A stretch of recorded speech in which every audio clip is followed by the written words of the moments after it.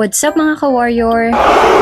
At dahil nga po ako ngayon ay napapaibig mag-vlog, for today's video nga po ay isi-share ko naman sa inyo yung paggawa namin ng mga costume. Marami na nga rin ho ang nag-request sa akin na i-vlog ko to. Huy, baka malay nyo, dito na tayo masenso. Eto nga ni ho ay noong nakaraang mahal na araw pa. Iilang video nga lang ho ang na-record ko kasi nga ni ho ay hindi pa ako marunong ay. Yung mga costume nga po pala ay ginawa ko dito sa Taguig para malapit nga lang po ang bilihan ng mga materyales. At kapag sa Mindoro pa nga ni ho ay anong layo. Katulong ko rin nga po pala mga ka-warrior ang aking kapatid. Walong costume nga po pala yung aming ginawa at 3 buwan lang nga ho ang aming gawaan. Tradisyon na po pala ng aming pamilya ang maging gahol at kapos sa oras. Uy! Mali.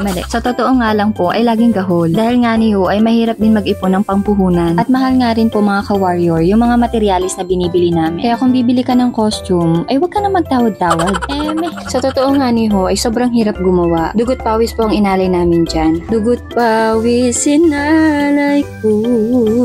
Uy! Kampangit. Sa panahong yan mga ka-warrior ay hindi na nga mawari ang aking itsura. Grabe din ho kasi yung puyat, pagod at may pag-iyak pa. Pero syempre, kailangan natin magpatuloy. Wala gumastos na By the way mga ka-warrior, ang gamit po namin sa paggawa ng costume ay rubber slice or rubber sheet. So magagaan lang po talaga yung mga yan. Pagdating naman po sa mga detalye ng costume ay gumamit naman po ako ng foam clay. Mas madali po kasi itong ihulma at matuyo. Oh, napanood mo to? May idea ka na.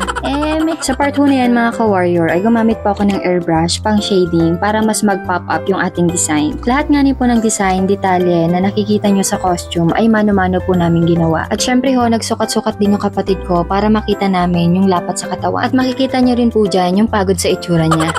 At eto na pala mga ka-warrior ang finished product ng ating body armor. Ang mga kulay po pala na aming napili ay gold, pula, asul at berde.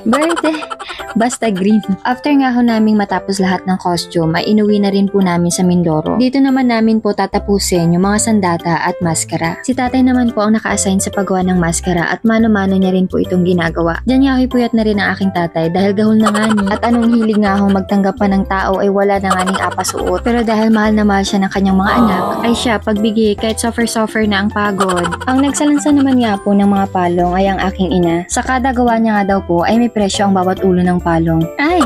1.5 ang isa Pero syempre, char-char niya lang yun. Di bali mga ka-warrior, natapos ko na yung assignment ko dyan. Natapos ko na yung costume, kalasag at mga sandata. Sabi nga ni ho ng aking tatay, siya na daw ho ang bahala sa mga maskara. Pero ang ending, ako pa rin ang nagpintura. Si tatay. After nga ho namin matapos lahat ng mga maskara, ay ito na po ang mga naging resulta. At syempre mga ka-warrior, kailangan din natin ipasukat ito sa mga magsusuot para malaman natin kung ano pa ang need i-adjust. For the first time nga mga ka-warrior, ay natapos namin ang mga costume bago magmahal na araw. Kasi taon-taon na lang kaming gahol. Lumalabas talaga sila na walang ka-design-design ng costume. Pero ngayong taon, sa awa ng Diyos, natapos naman. At pagsapit nga ho ng Lunes Santo, ay pinarada na namin ang mga muryon. Bawat bayan nga po mga ka-warrior ay may labanan. So need ko rin po mag-ikot-ikot bawat bayan para i-repair yung mga natatanggal kasi hindi po yun maiiwasan. Isang linggo po kasi nila isusuot yung mga costume. Sa loob nga ho ng isang linggo mga ka-warrior ay pakalat-kalat lang sila sa bayan. Naglilibot din po sila sa bawat barangay at meron din pong aksyonan na nagaganap. At eto nga ni ho ang isa sa mga aksyonan nila. Pagsapit nga ni ho ng linggo ng pagkabuhay ay dun malalaman kung sino ho ang tatanghaling Bravest Warrior 2024. At ngayong taon nga ho ay hindi tayo pinalad at ayos lang ho iyon. Pero ba't parang sad ka self? Paano ka di magiging sad self? Ay, ang laki ng pinuhunan mo. Kinausap yung sarili. Pero syempre, babawi tayo next year. Kudos po pala sa lahat ng aming mga magsusuot sa pagbibigay ng buhay sa lahat ng aming obra. Isang karangalan din ho sa aming pamilya ang magbigay ng saya sa aming mga kababayan at sa lahat ng mga tagapanood. Hanggang sa muli mga ka-warrior, kita-kits tayo next year. Paalam! Kung may next year pa.